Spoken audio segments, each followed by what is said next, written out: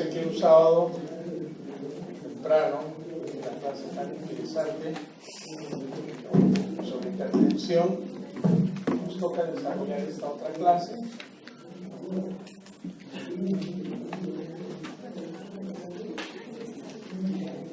Bien, les pediría que por favor prestemos atención, ¿ya?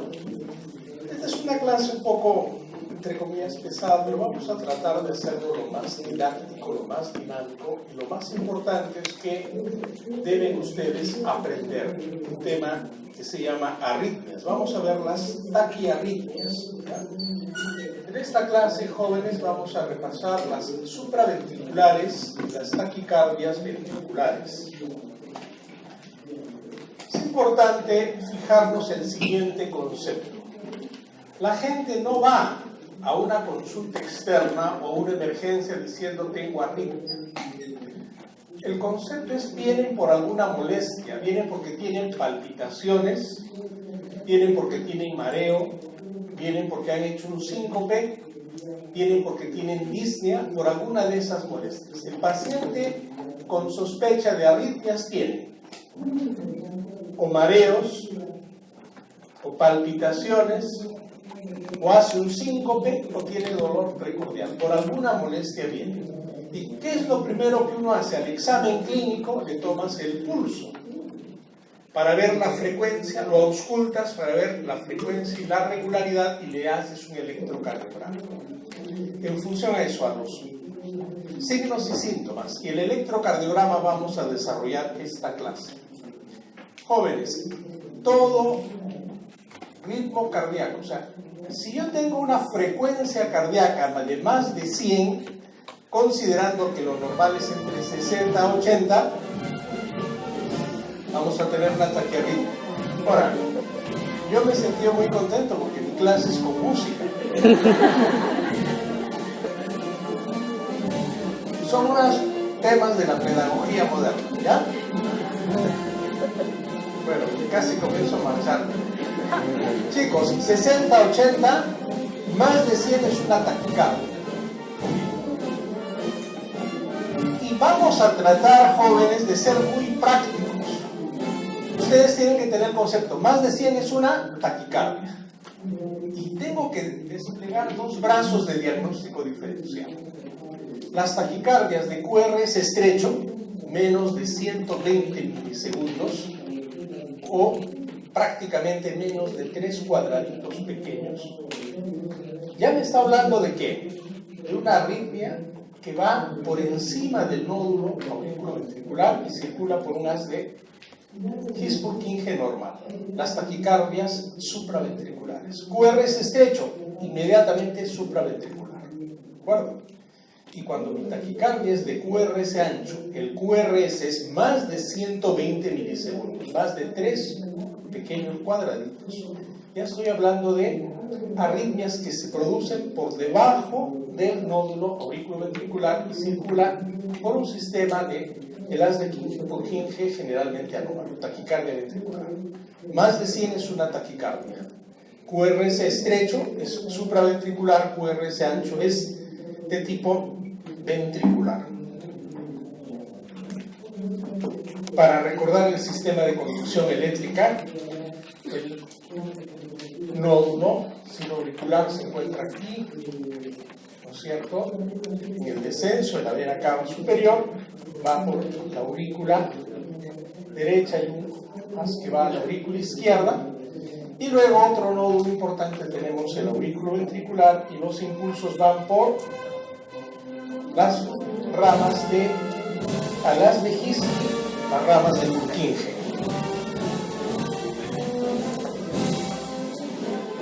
¿Qué es una arritmia? ¿Por qué se produce la arritmia? Porque hay algo que altera el ritmo normal de la producción del impulso cardíaco, ¿cierto? Entonces tenemos el nódulo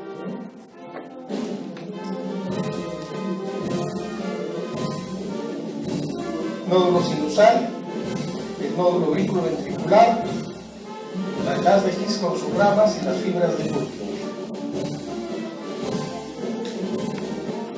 ¿Cómo se traduce electrocardiográficamente?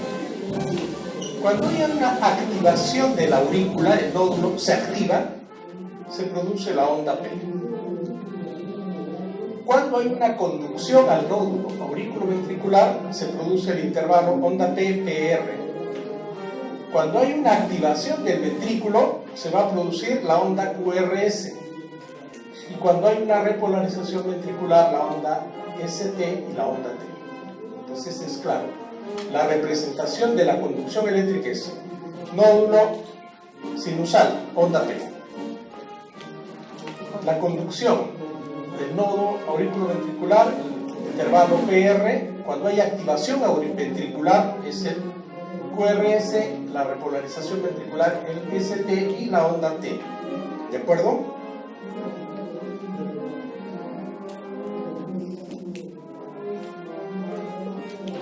Cuando hablamos de estos dos grandes grupos, de las taquiarritmias de QRS estrecho, vamos a revisar fundamentalmente uno, la taquicardia sinusal, dos, las supraventriculares, dentro de las supraventriculares, la taquicardia supraventricular paroxística, la fibrilación auricular, que es la arritmia más frecuente y más importante, y el flúter auricular.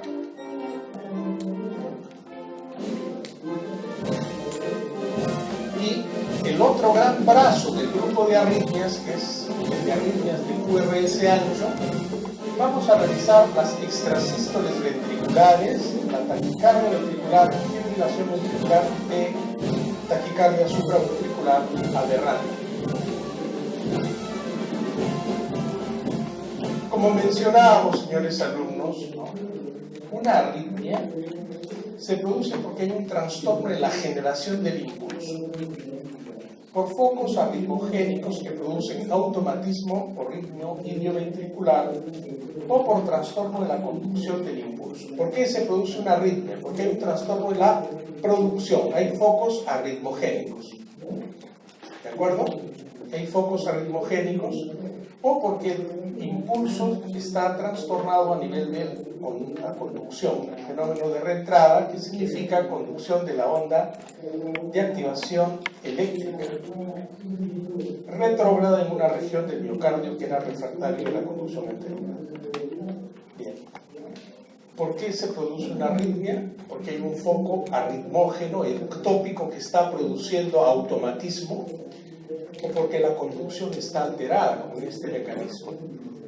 Aquí hay un daño en el miocardio, el impulso debiera pasar, normalmente aquí pasa, pero hay un fenómeno de reentrada, y este fenómeno de reentrada es el que va a inducir la arritmia de manera puntual. ¿Por qué se produce una arritmia? Porque hay un foco arritmógeno ectópico o porque hay un trastorno en la conducción, y el mecanismo más importante es el fenómeno de reentrada. Cuando hay un daño cardíaco, en vez de pasar adecuadamente el impulso aquí, hay un fenómeno de reentrada, y esto origina un latido ectópico, una arritmia. Hasta aquí la cosa va sencilla. Estoy temblando, que ojalá no haya una otra marcha. Arritmias cardíacas, jóvenes. ¿Por qué viene el paciente con arritmia cardíaca? Doctor, doctora, tengo palpitaciones. Disnea, sensación de falta de aire. Angina, dolor precordial. Sensación de mareos. Esto es muy frecuente en la gente mayor. Síncope, de repente, ¡pum!, lo han encontrado tirado en el suelo. ¿Por qué? Estaba caminando y bruscamente perdió el conocimiento. O trastornos de conciencia. Y es causa frecuente de consulta a nivel ambulatorio y hospitalario. Es importante, jóvenes, hacer en todo paciente con sospecha de arritmia la evaluación de las funciones vitales, el pulso, más de 100 una taquiarritmia, ¿no es cierto? Menos de 60 una bradiarritmia. Importante el estado mental. Si es una arritmia severa, probablemente el paciente tenga falla hemodinámica y tenga un trastorno, síncope. El estado hemodinámico. No es lo mismo tratar una arritmia que venga con un paciente con una presión normal que con un paciente que tenga una hipotensión. Cuando hay inestabilidad hemodinámica, la arritmia debe ser tratada de manera urgente. Vamos a ver más adelante. Más de 100 taquicardia, menos de 60 bradicardia, ¿no es cierto? Y otro concepto importante, jóvenes, es, si yo tengo más de 100 taquicardia, es definir si es regular o irregular.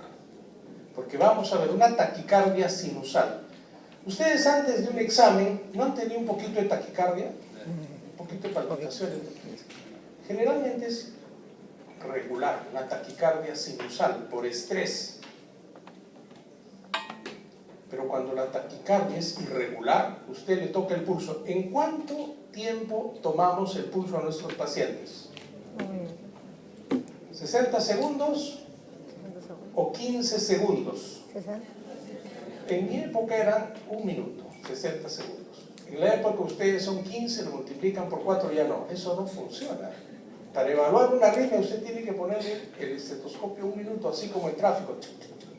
Ya, 60. Tienes que verificar si es regular o irregular. Y vamos a ver la implicancia que eso tiene para más adelante. Hay que evaluar si hay disfunción ventricular. ¿Por qué de la causa de la arritmia? La arritmia será por un infarto, dará una arritmia. Hay un problema valvular, hay una estenosis mitral que te da una arritmia, que es la fibrilación ventricular. Es un problema metabólico. ¿Se acuerdan de la clase de hipertiroidismo? Cuando hay temblor, ¿no es cierto?, reflejo gastrocólico, sudoración y también taquicardia.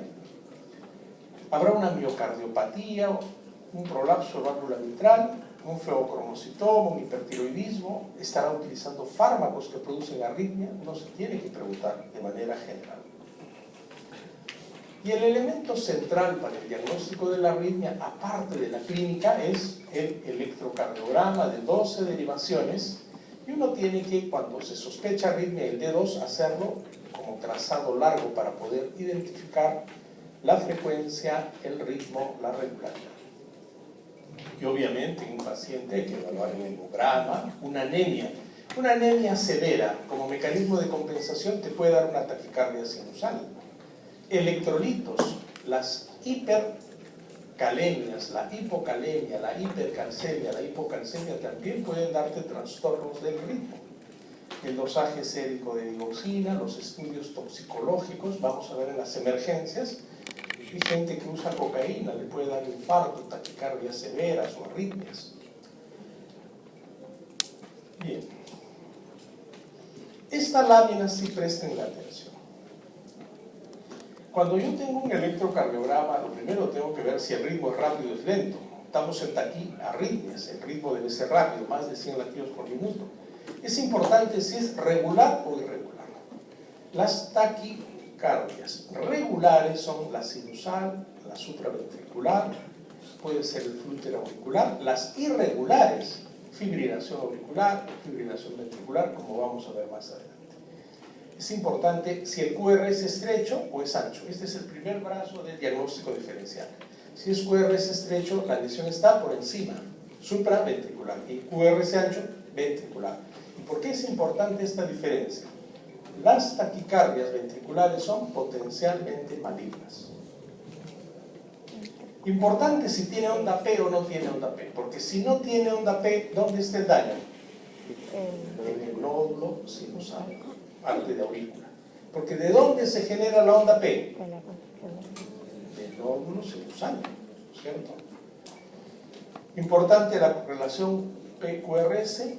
Y ojo, chicos, para su examen, la respuesta hasta 5 preguntas le hace que usted se haga el diagnóstico. Entonces vamos a repetir. Importante ver la frecuencia, el ritmo, rápido o lento. 2, si el ritmo es regular o irregular. Cuando hagan su práctica es eso. ¿Cuánto de frecuencia tiene? ¿Es regular, es irregular? ¿Tiene o no tiene onda P? Y la relación de P con el QRS. Este es un electrocardiograma normal. ¿Qué reconocen en este electrocardiograma normal? Jóvenes, ayúdenme. Onda P. QRS, valor normal, la onda T. ¿No es cierto? El ST. Ustedes han revisado en su práctica. Revisen electrocardiogramas, ¿ya? Y grábense esta figura. Para el estudio de arritmias, también es importante, no todas las arritmias son permanentes. Cuando alguien sospecha de arritmia, dice, doctor, he tenido una palpitación y un mareo, y usted lo examina y le encuentra su ritmo normal. 60 latidos, rítmico, regular, no hay soplos y el electrocardiograma es normal. ¿Descarta que haya una arritmia? No. Estudio Holter, que es un electrocardiograma de 24 horas. ¿De acuerdo? Ponen al paciente y después la lectura computarizada le dirá: de tal a tal hora tenía un extrasístole, una salva de arritmias auriculares, supraventriculares o ventriculares. Entonces el estudio Holter, ¿qué hace, señores? Evalúa la respuesta de la frecuencia cardíaca frente a la actividad y la respuesta con tratamiento con antiarrítmicos. Ya tengo otro elemento para estudiar. El electrocardiograma. ¿Un electrocardiograma normal descarta la arritmia? No. Tengo que hacerle un estudio Holter. Si tengo sospecha de arritmia, le hago un estudio Holter. Cuando los pacientes están gravemente enfermos, yo puedo hacer una telemetría. Le pongo las derivaciones y vía monitor voy chequeando. Porque vamos a ver en la clase del próximo martes, cuando hay un infarto de miocardio, la causa más importante de la muerte es la arritmia ventricular. Y ahí tú tienes que estar mirando, porque eso puede pasar en el transcurso de minutos, horas. A través de la telemetría hago el monitoreo y evalúo la aparición y evolución de las arritmias en pacientes graves. Electro, Holter, telemetría. Y en otros países, algunas clínicas tienen el registro implantado. Le ponen un dispositivo en vía subcutánea y el paciente puede tener este dispositivo varios meses. Lo activa cuando él siente que de repente ese mareíto que tenía puede ser por una arritmia, ¿no? Entonces, resumiendo, yo puedo evaluar una arritmia, primero clínicamente, después con un electro, un Holter, para evaluar arritmias a lo largo de 24 horas. En pacientes graves, la telemetría para ubicar arritmias potencialmente malignas y el registro implantado. También se puede hacer bajo técnicas invasivas, hacer un cateterismo para, a través de catéteres, evaluar a través de la electrofisiología la predisposición a presentar arritmias, el mecanismos. Y en algunos casos, como vamos a ver en la fibrilación auricular, hay una técnica de poder hacer una ablación, una, entre comillas, cauterización de los focos arritmógenos para evitar la presentación de la arritmia. Bien, esto de manera general. Taquicardias supraventriculares, el primer gran grupo de las arritmias. Son taquiarritmias que necesitan de tejido auricular y del nódulo auriculoventricular o de ambos para iniciarse y mantenerse.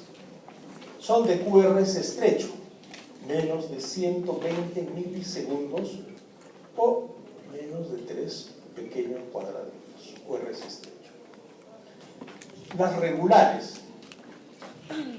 las taquicardias supraventriculares regulares son la taquicardia sinusal, la taquicardia paroxística supraventricular, la taquicardia por entrada del nódulo auriculoventricular, la taquicardia por reentrada auriculoventricular, la taquicardia auricular, y son irregulares la fibrilación auricular, flúter auricular, taquicardia auricular multifocal, taquicardia auricular ectópica.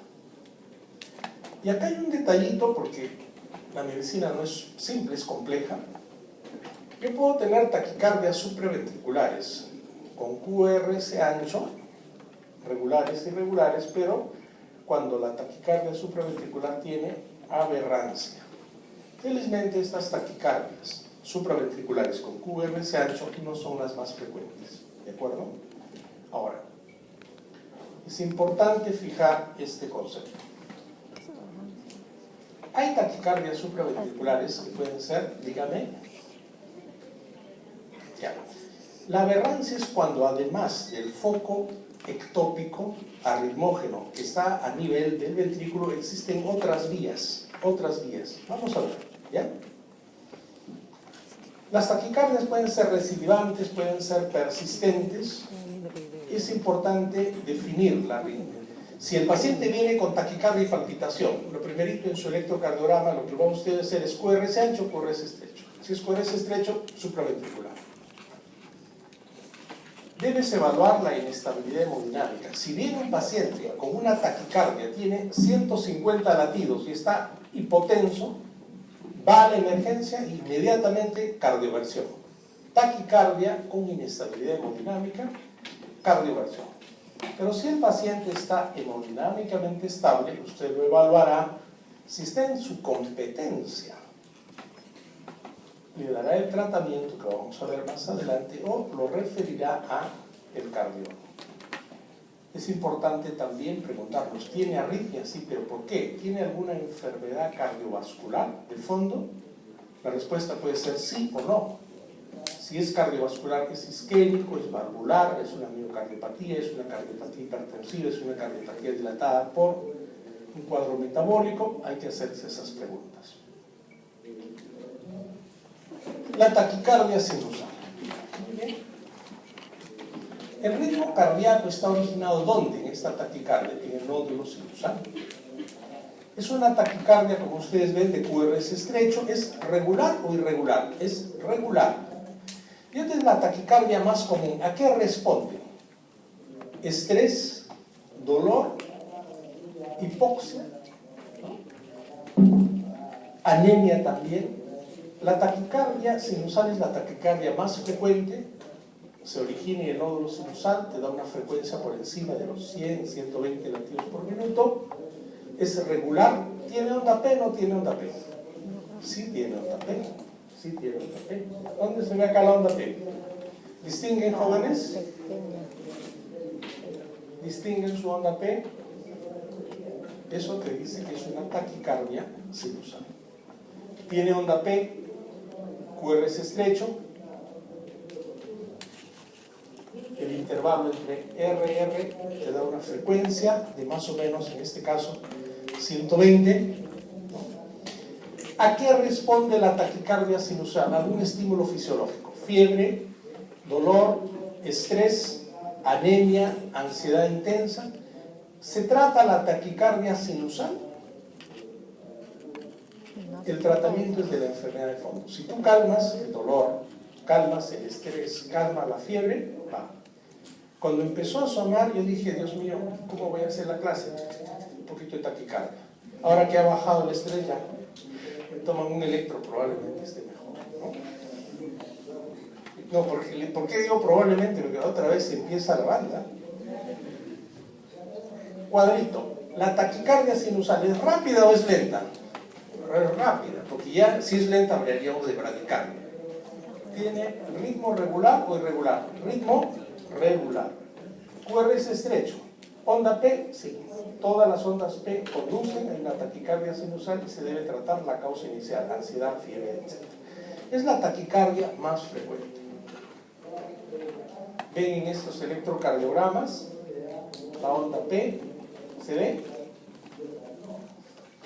Ahora, joven, cuando usted le ponga un electrocardiograma, como les voy a poner en el examen, no se asusten, ¿no? Inmediatamente. ¿Tiene onda P o no tiene onda P? Muy bien. 2. ¿Es regular o irregular? Miren ustedes con un papelito. Es regular, ¿no? 1500 entre el número cuadradito, ya, te sale la frecuencia. Entonces tenemos, jóvenes, que comenzar a interpretar electrocardiogramas. ¿Alguien tiene duda de este electrocardiograma? 1. Es una taquicardia con onda P, regular. Una taquicardia de tipo sinusal. Ahora entramos a las arritmias más frecuentes, más importantes y de mayor morbilidad. Acá sí tenemos que prestar nuestro sentido, ¿ya? Fibrilación auricular. La fibrilación auricular es la arritmia supraventricular más frecuente que se produce, ¿por qué? Por la presentación de, este es el nódulo sinusal.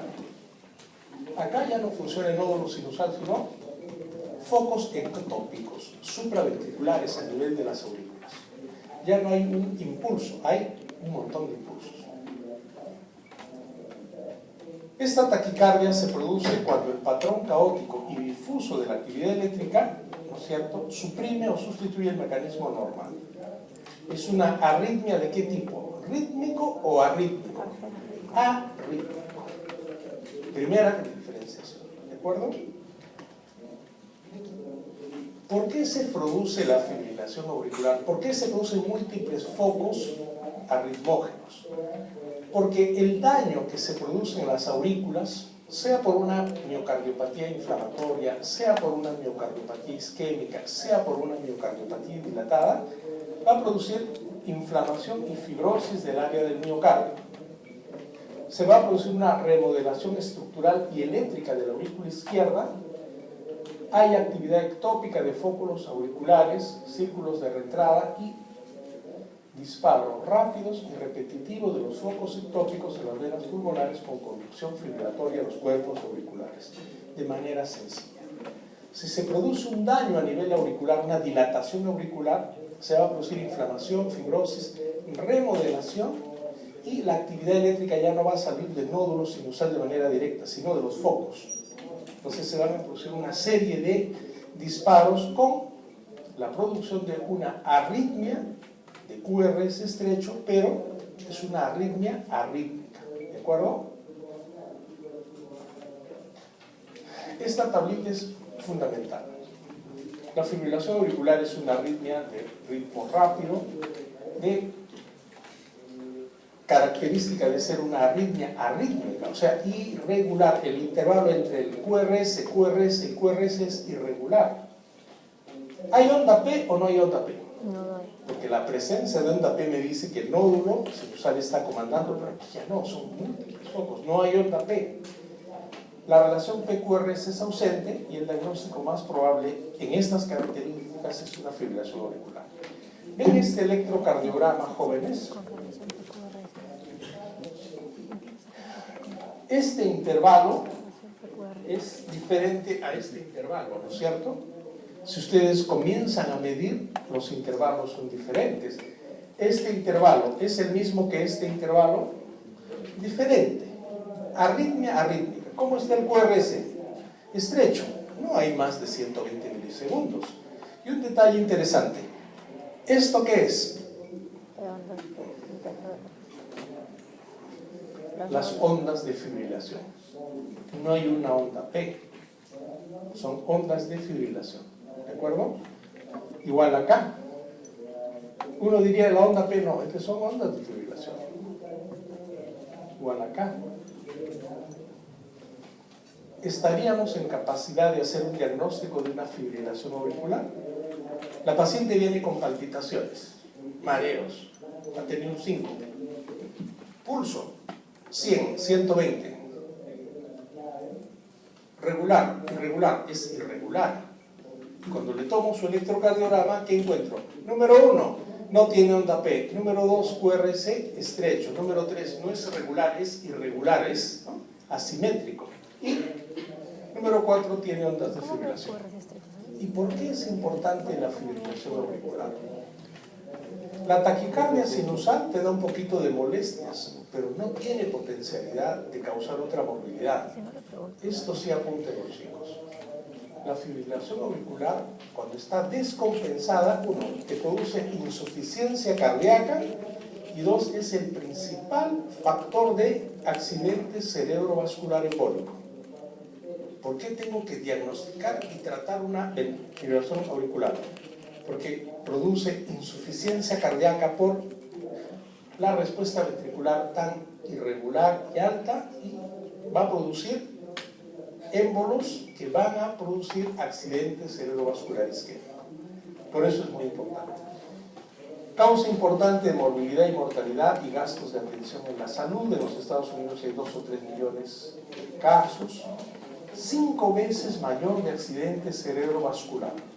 Por eso es importante el diagnóstico. 5 veces mayor el riesgo de infarto cerebral. Se produce en el 1% los individuos entre los 60 y 65 años, pero miren, en mayores de 80 años se va a incrementar notablemente.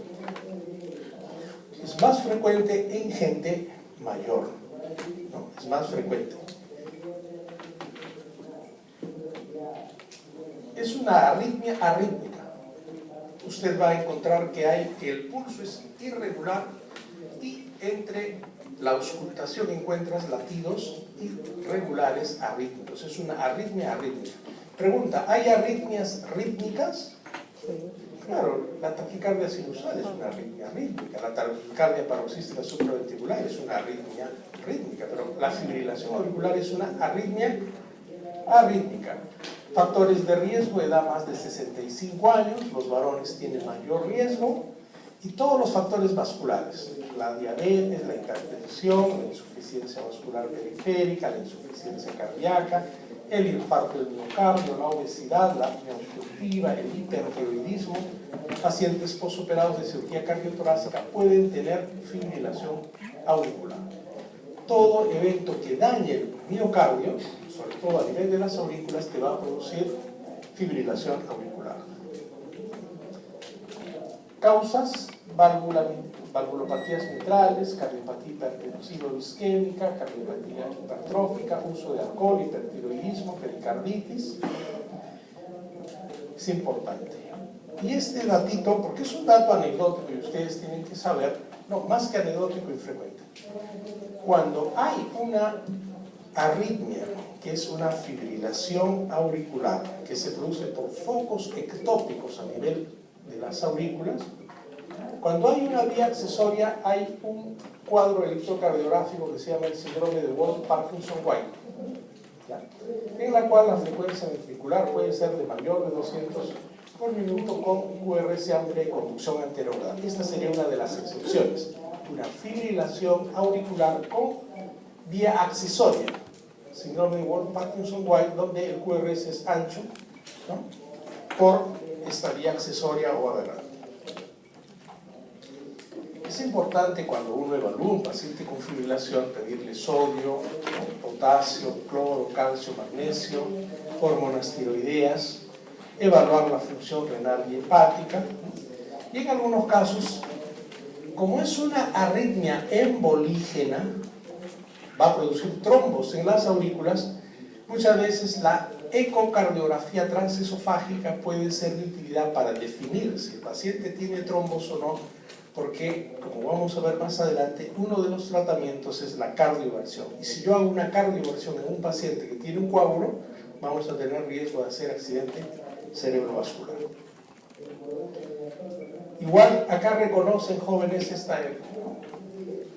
Número 1. 120, pero esto es diferente a esto, ¿no es cierto? Estos intervalos son diferentes, es una arritmia rítmica. El QRS es ancho, es estrecho. Hay ondas P.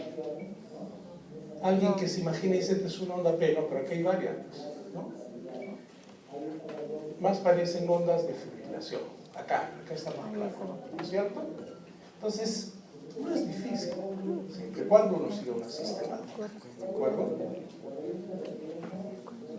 Aquí hay otro ejemplo más sencillo también, ¿no es cierto? El QR es estrecho, los intervalos PR son asimétricos, es una arritmia arrítmica irregular, y hay ondas de fibrilación, no hay una onda P, ¿no es cierto? Aquí vienen estas ondas de fibrilación, ¿no es cierto? Uno podría decir que aquí hay una onda P, pero en realidad no es, no se repite. Dígame.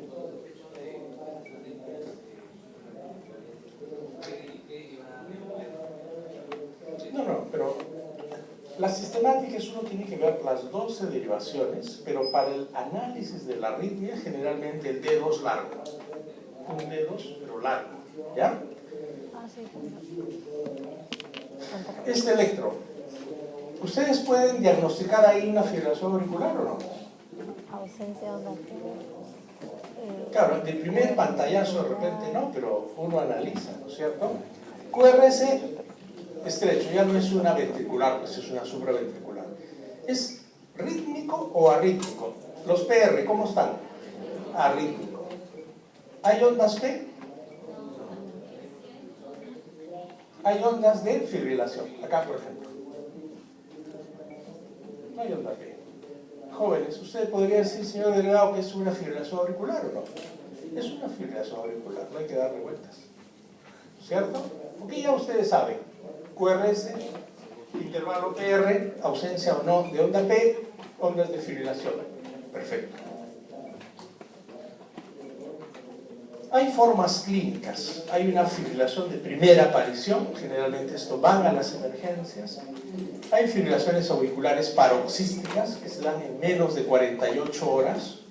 Hay fibrilaciones auriculares persistentes, tiene ya más de 48 horas y menos de 7 días.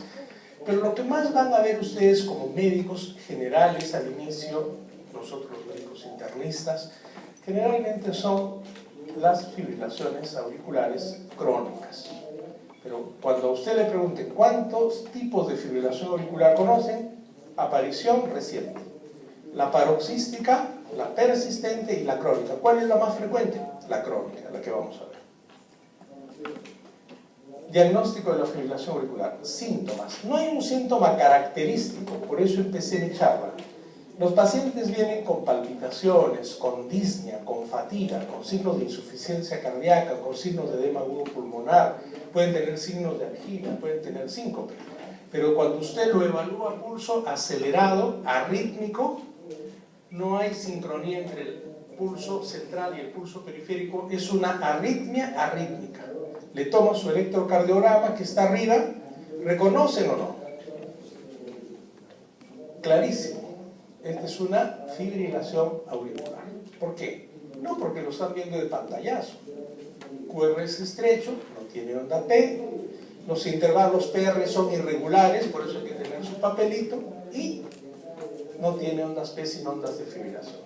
¿Y por qué es importante, jóvenes, diagnosticar una fibrilación auricular? Riesgo de insuficiencia cardíaca y accidente cerebrovascular. Imagínense que a uno le dé un accidente cerebrovascular que daña tu calidad de vida, hay que prevenirlo y eso se puede prevenir. ¿Cuáles son los objetivos de la fibrilación auricular? Primero, controlar el ritmo. Idealmente sería pasarlo a ritmo sinusal. 2, prevención de tromboembolismo. Acá vamos a aprender a usar los anticoagulantes. Es una de las arritmias en las cuales se tiene que dar anticoagulación y el control de la frecuencia cardíaca. Cuando pregunten en el examen cuáles son los objetivos del tratamiento de la fibrilación auricular, ritmo, frecuencia y la prevención de la tromboembolia. Los pacientes pueden ser convertidos a ritmo sinusal mediante la cardioversión. ¿Qué utilizo? Cardioversión eléctrica o cardioversión farmacológica. La cardioversión eléctrica se usa cuando el paciente tiene una taquicardia, en este caso una fibrilación auricular con inestabilidad hemodinámica. Los pacientes deben recibir anticoagulación adecuada antes de la cardioversión, ¿no es cierto? Y debemos tener los niveles de electrolitos estables. Para la cardioversión electiva, la anticoagulación terapéutica debe ser por lo menos 4 semanas antes del procedimiento, a menos que una ecocardiografía transesofágica te diga que no hay un trombo. Si viene un paciente y tú lo diagnosticas, está en shock y tiene una fibrilación auricular de frecuencia alta, ¿cuál va a ser el tratamiento? Coordinamos un centro cardiológico para la cardioversión, pero la cardioversión, si es menos de 48 horas, le hace la cardioversión inmediata. Si es más de 48 horas, hay que buscar que no haya un trombo. Le hace su ecocardio transesofágica. No hay trombo, le hace la cardioversión. Si no, hay que anticoagularlo 4 semanas para la cardioversión. ¿Qué hacemos? ¿Qué buscamos con la cardioversión, jóvenes? Revertir el ritmo de un ritmo ectópico, caótico, de fibrilación a un ritmo sinusal. ¿De acuerdo? Se puede intentar. Dígame. ¿Cómo se decide un paciente o sea, la historia clínica de un paciente si fuese menos de 48 sería algo una emergencia, ¿no? Pero si fuese mayor de 48 horas, ¿cómo vendría a consulta o emergencia? No, generalmente cuando hay inestabilidad hemodinámica, la familia lo trae. Y uno puede hacer más o menos. No, tendrías tú más o menos que preguntarle desde cuándo comenzó a sentirse mal. De repente lo llevaron al inicio a un consultorio, le han hecho un electrocardiograma y se ha deteriorado. No es tan fácil fijar el concepto del tiempo. pero tendrías que ver desde cuándo empezó el síntoma y cuándo lo has recibido tú como médico. Claro, de los síntomas, de la palpitación, ¿no? Vamos a seguir, jóvenes. Esta lámina es un poco cargada, pero solamente. Se puede controlar el ritmo con cardioversión, pero si no se puede, cardioversión eléctrica, cardioversión farmacológica. Se puede utilizar la flecainida, la propafenona u otros fármacos como la quinidina, la procainamida u otros como el sotalol o la dofetilida. Esto, jóvenes, como información general, ¿de acuerdo? No vamos a hacer más énfasis, pero quiero que quede el concepto. Si hay una fibrilación auricular con inestabilidad hemodinámica, el concepto es cardioversión. Eléctrica, antes debemos ver si es menos de 48 horas se puede hacer la cardioversión, siempre y cuando no hay un coágulo, y si es de más de 48 horas, anticoagularlo 4 semanas antes de la cardioversión. Si no hay opción de cardioversión eléctrica, farmacológica, uso de antiarrítmicos, flecainida, propafenona, quinidina, procainamida, sotalol o dofetilida.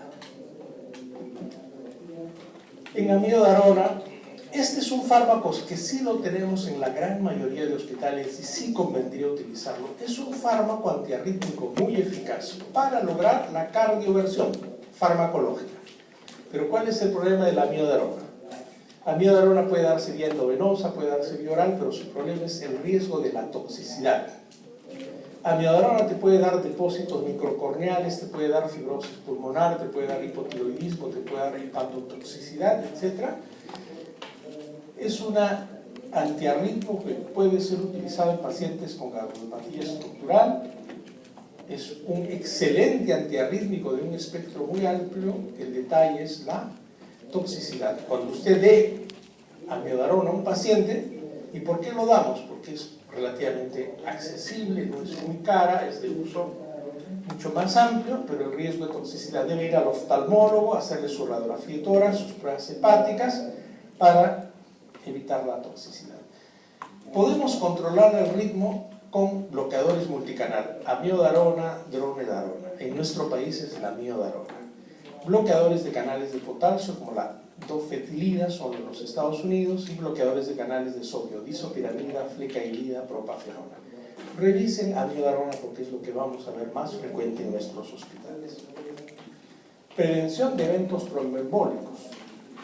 Vuelvo a repetir, jóvenes, la fibrilación es un factor de alto riesgo para fenómenos tromboembólicos. Pregunta, ¿un paciente con fibrilación auricular que no tenga contraindicación debe anticoagularse? ¿Cuál es la respuesta? Sí. Todo paciente con fibrilación auricular persistente debe anticoagularse a no ser que haya una contraindicación. ¿Por qué? Porque le estoy evitando el riesgo de accidente cerebrovascular embólico. ¿Cómo se anticoagula? Utilizando la warfarina para lograr un índice de normalización entre 2 y 3, el famoso INR, y también se pueden utilizar los nuevos anticoagulantes. Los tenemos en nuestro medio, el dabigatran, el rivaroxaban, el apixaban, que siendo igualmente eficaces requieren menos control del INR. ¿Y qué hacemos en los pacientes en los cuales no se puede anticoagular? Tiene riesgo de caída, tiene riesgo de hemorragia digestiva, tendré que ver la opción de aspirina o clopidogrel. Aspirina o clopidogrel protegen un 21% promedio del riesgo de ACV, versus los anticoagulantes que tienen una protección por encima del 60%. Consejo, si usted ve un paciente en la atención primaria que es un fibrilador y que no recibe nada, usted le va a indicar o un anticoagulante o un antiagregante plaquetario según el riesgo. No.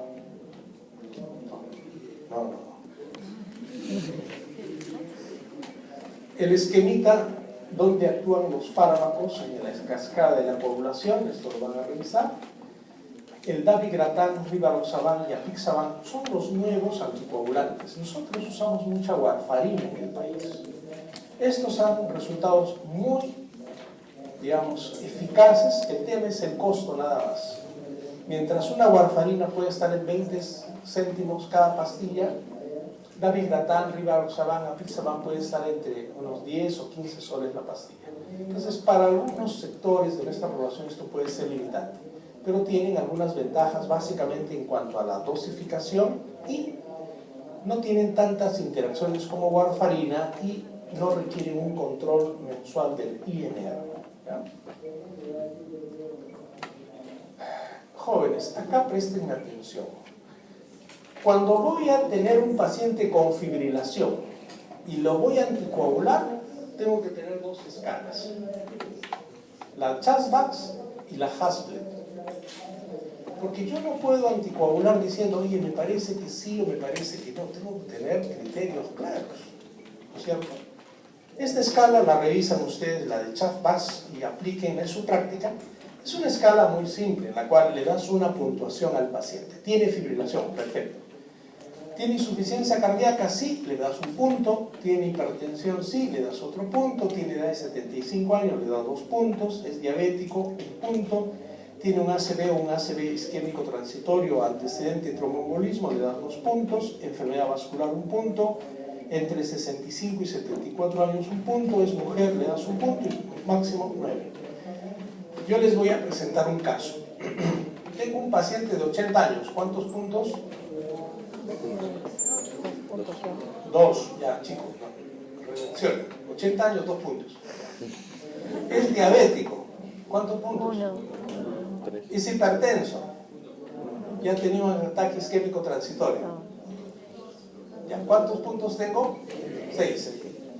En base a la escala Chasbacks, con un paciente con puntuación mayor o igual de 2 debe recibir anticoagulación oral. ¿Este paciente debe recibir o no?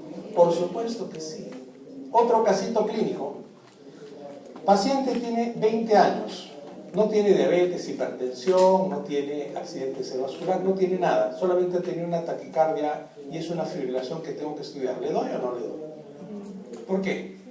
Porque su riesgo es bajo, no tiene factores de riesgo, según el Chasbacks no debo darle, ¿no es cierto? ¿Qué le doy? Le doy antiagregantes plaquetarios, aspirina o clopidogrel. Para eso sirve el Chasbacks. Paciente, uy, muy viejito, no, le va a hacer daño. Un momentito. Si el paciente tiene, otro ejemplo, 78 años, es diabético y tiene insuficiencia vascular periférica, ¿le doy o no le doy? Es 80 años, tiene insuficiencia vascular periférica y es diabético. Según el Chasbacks le tengo que dar. ¿Y por qué es importante el Chasbacks? Porque si usted le da a un paciente fibrilador un anticoagulante, tienes que estar seguro que tiene los criterios. Esta es una medicina más moderna, más científica, ya no es al ojo por ciento. Hay que darle a los pacientes según esta escala de Chasbacks, ¿ya? Y el otro gran riesgo, la anticoagulación es maravillosa. ¿Cuál es el riesgo de la anticoagulación? El sangrado. La escalita de Hasbled. Les confieso, a mí no me gustan mucho las escalas, pero cuando uno es médico moderno y trabajas con seguros, tienes que cuidar de las espaldas. Hasbled, Chasbacks para tomar decisiones terapéuticas.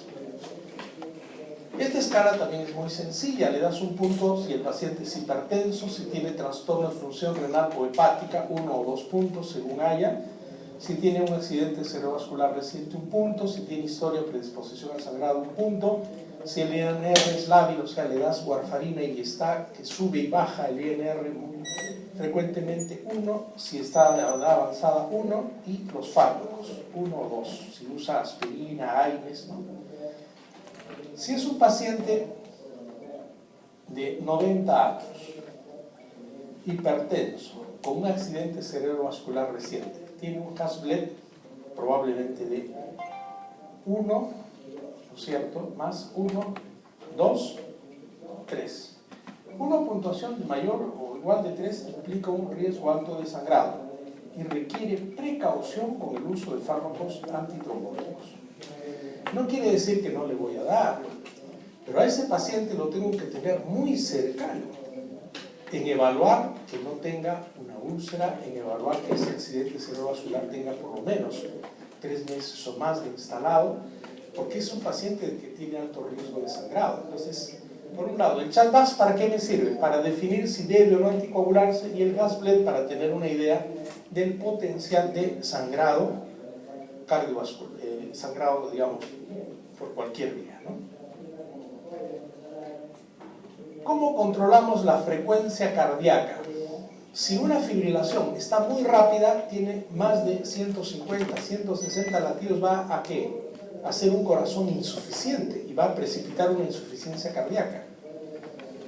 Podemos controlar la respuesta ventricular con bloqueadores como la digoxina, los beta bloqueadores, los antagonistas del calcio. Los calcio antagonistas tenemos al verapamil o al diltiazem, los beta bloqueadores al atenolol, bisoprolol, metoprolol, digoxina y amiodarona. En nuestro medio, los fibriladores crónicos generalmente usan digoxina, que va a disminuir la frecuencia cardíaca. También se usa con mucha frecuencia la amiodarona, pero ojo con su toxicidad. En nuestro medio, verapamil o diltiazem, atenolol, bisoprolol y metoprolol son fármacos que están de elección. Igual, atenolol, diltiazem, digoxina, amiodarona para el control de la frecuencia cardíaca. Esto lo voy a pasar rapidito nomás. Para la prevención de complicaciones tromboembólicas debemos valorar con el CHADVAX el riesgo del tromboembolismo y con el HAS-BLED el riesgo del sangrado. Son escalas muy sencillas. Revisen el CHADVAX. Si tengo un paciente con fibrilación, si es valvular, de frente a anticoagulantes. Si no es valvular y es menor de 65 años, probablemente un CHADVAX bajo, terapia no anticoagulante, sino de repente solamente aspirina o clopidogrel. Pero si el paciente es mayor de 65 años, tiene una fibrilación no valvular, evaluamos el CHADVAX. Si es 0, antiplaquetarios, si es 1, terapia anticoagulante, si es más de 2 también, y evaluamos el HAS-BLED para poder evaluar la posibilidad de usar, ¿no?, los anticoagulantes. Debemos controlar la frecuencia con nódulos que prolongan la conducción a través del nódulo auriculoventricular. Que hemos dicho, para controlar la frecuencia de diltiazem, verapamil o betabloqueadores o digoxina, y como tratamiento no farmacológico para el control de la frecuencia de la respuesta ventricular se puede hacer ablación de nódulo con implantación de un marcapaso. Pero obviamente esto lo tendremos que derivar al cardiólogo para que lo pueda hacer. Nosotros como médicos, para controlar la frecuencia, para que el corazón no esté tan acelerado, utilizaremos diltiazem, verapamil o beta bloqueadores y la digoxina. Revisen lo que es un fármaco de mucha utilidad. Y si no se controla la frecuencia, el cardiólogo evaluará a través de la electrofisiología la posibilidad de una ablación del nódulo auriculoventricular. ¿Cómo controlamos el ritmo? Con la cardioversión farmacológica. Paciente hospitalizado. En los Estados Unidos hay un medicamento que se llama la ibutilina, que tiene una eficacia del 45%.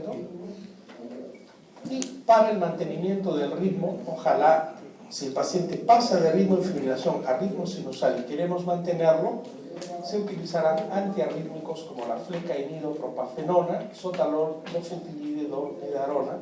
En nuestro medio, por acceso, es más frecuentemente utilizada la amiodarona, que es un fármaco muy útil, pero que tiene perfil de toxicidad que es necesario conocer y evaluar. Si no mejoran con los tratamientos farmacológicos la cardioversión eléctrica, menos de 48 horas sin anticoagulación, más de 48 horas cardioversión con anticoagulación, y en muchos centros, ¿no?, sobre todo de alta especialidad, se están planteando la ablación curativa a través de un catéter. Haces el cateterismo, ubicas en la, digamos, ubicación donde está el nódulo sinusal y haces una ablación de los principales focos arritmógenos y podrías solucionar el problema de la fibrilación auricular. Esta es otra lámina muy sencilla. Los fármacos se usan para cardioversión farmacológica. Esto ustedes lo pueden realizar en casa. Y es importante prevenir la fibrilación. Manejo de los factores de riesgo, manejo de las dislipidemias, ¿no?, y los inhibidores de ECA en la insuficiencia cardíaca y hipertensión disminuyen la posibilidad de fibrilación auricular. En realidad, todo lo que signifique preservar un corazón indemne va a evitar la posibilidad de fibrilación auricular. Hemos visto la principal arritmia cardíaca. ¿Cómo estamos de tiempo, delegado? Creo que estamos out. Ya, vamos a seguir. Estas arritmias sí las voy a pasar un poco más rápido porque nos hemos detenido en fibrilación. El flúter auricular es otra arritmia menos frecuente, producido por un fenómeno conocido como reentrada auricular. Es una arritmia con una frecuencia de aproximadamente 150 latidos por minuto. En el diagnóstico y en el tratamiento es similar en cuanto a la fibrilación auricular. El flúter auricular también puede dar un tromboembolismo y se asocia a cardiopatías crónicas o enfermedad pulmonar, y el tratamiento es similar. ¿Cuándo estamos frente a un flúter? Cuando de manera práctica encontramos un QRS estrecho y hay ondas en sierra. Esto es característico del flúter auricular, ondas en sierra.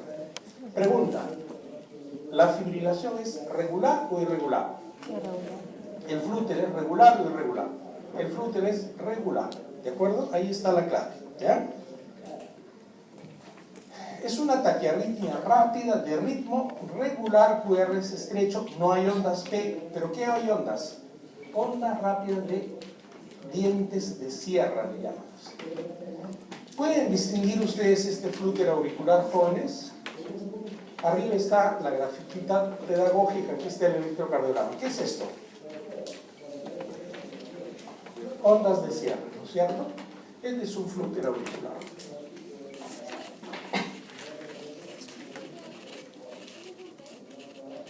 ¿Cuándo? Buena pregunta.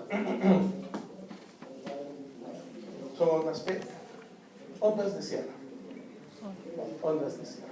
Ahora, la electrocardiografía es un arte y una ciencia. Tienes que ver miles de electros para que fijes, pero este es un electro típico. Les voy a pasar una página web también donde hay un banco de electrocardiogramas, pero esta no es una onda P, esta es una onda de sierra, una fibrilación, perdón, un flúter auricular.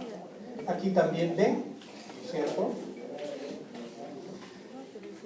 La otra arritmia importante, la taquicardia paroxística supraventricular, es una taquicardia que se caracteriza por ser de inicio brusco y de término también brusco. Generalmente la taquicardia paroxística supraventricular lo vamos a ver ¿dónde? En las emergencias. Pedro, ¿cómo estás?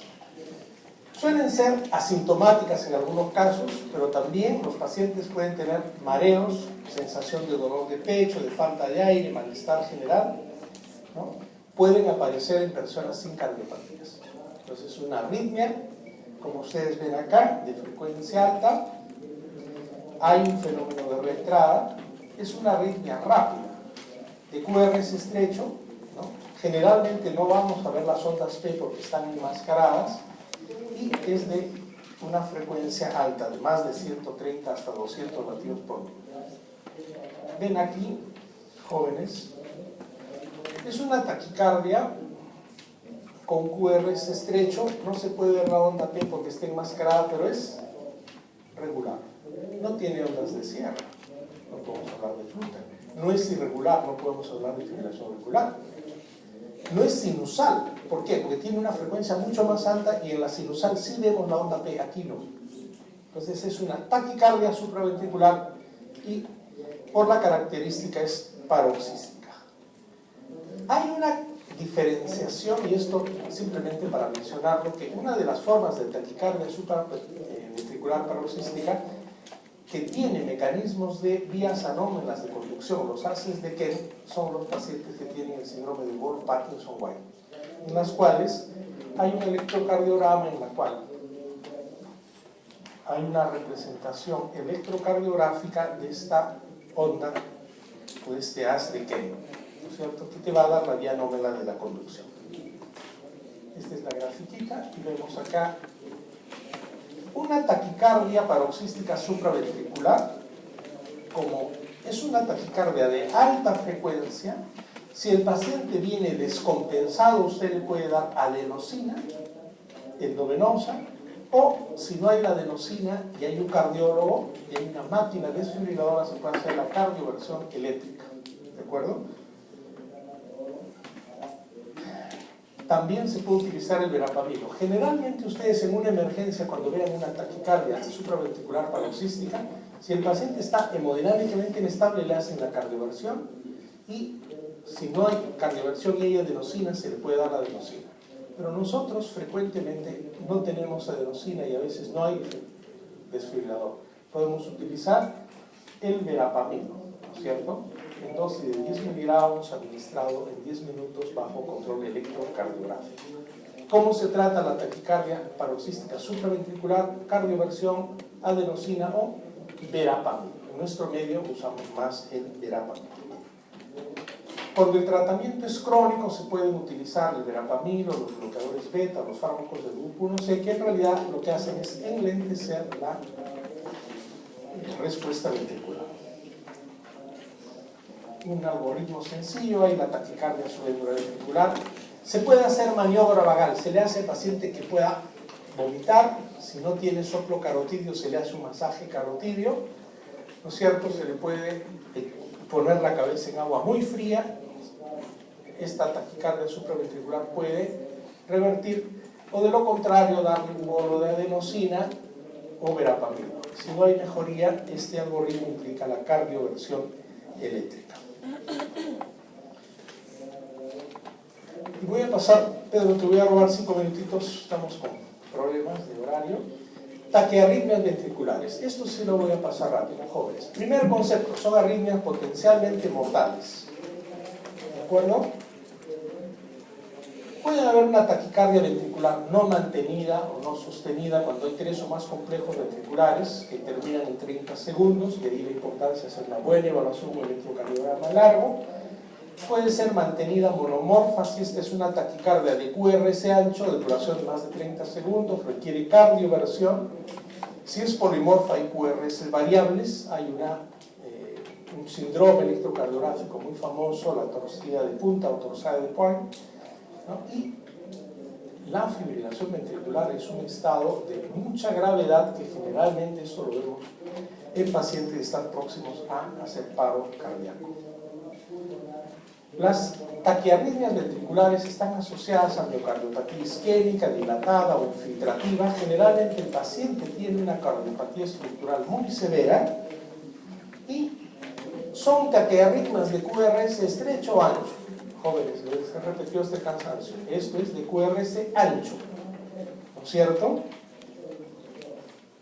Un QRS ancho con patrón de taquicardia ventricular. Obviamente en el estudio se podrá hacer una ecocardiografía para ver, ¿no?, la hipoquinesia en el caso de una isquemia, una prueba de esfuerzo, resonancia magnética, coronariografía para estudiar la cardiopatía, pero es importante evaluar. Por ejemplo, aquí vemos una serie de extrasístoles de latidos anormales, QRS ancho, ¿no es cierto? Entonces esta es una extrasistolia, este es un latido ventricular ectópico, ¿de acuerdo?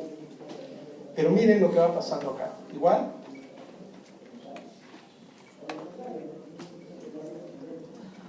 ¿Qué observan en esto? Ya no es un QRS, es un QRS muy ancho y en taquicardia. Esta es una taquicardia ventricular. Si usted ve un electro esto, inmediatamente el paciente debe de ser derivado a un centro altamente especializado. Mira acá, QRS ancho, taquicardia.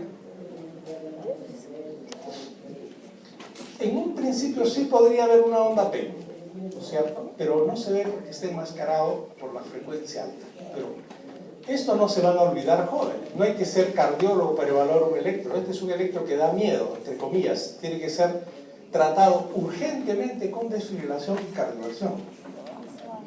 Y la torcida de punta, que es una forma de una taquicardia ventricular en la cual hay una morfología variable. Miren ustedes este electro.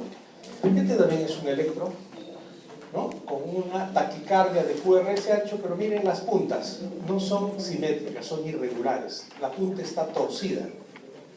El mismo tratamiento, ¿de acuerdo? Aquí pueden diferenciar un poco más. Es una taquicardia supraventricular sin usar fibrilación, es una taquicardia ventricular, tipo torcida de punta. paciente potencialmente en riesgo de morir. Es la tercera. En la fibrilación ventricular hay un ritmo caótico, desorganizado, con una actividad mecánica ventricular ineficaz, incompatible con la vida. Aquí que ven, jóvenes, Ausencia de hay un patrón totalmente irregular, caótico. corazón. ¿No han visto en las películas de las emergencias? De repente va a ser sistólico. Este es un paciente que está en fibrilación ventricular. ¿Ven la diferencia en esta imagen? Aquí hay una taquicardia ventricular, todavía hay un PR que puede ser simétrico, pero el QR es ancho. Pero aquí, en esta torcida de punta, lo mismo acá.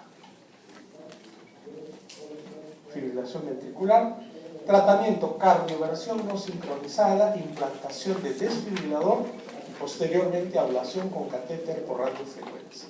Se puede dar lidocaína, amiodarona. La amiodarona en nuestras emergencias sigue siendo un fármaco de mucha accesibilidad y muy útil para no solamente la fibrilación auricular, sino también la taquicardia ventricular.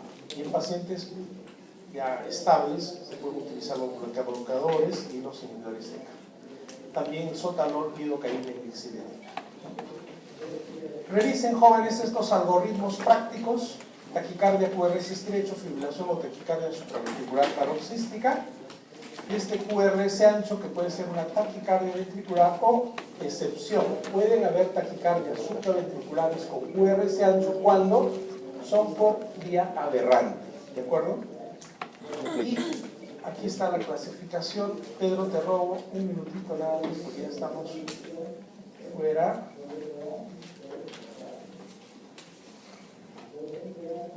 A ver, jóvenes, vamos a ver. ¿Qué es esto? Ondas de sierra. Flúter auricular. Esto. Taquicardia ventricular. Esto. Miren acá. Miren este esquema.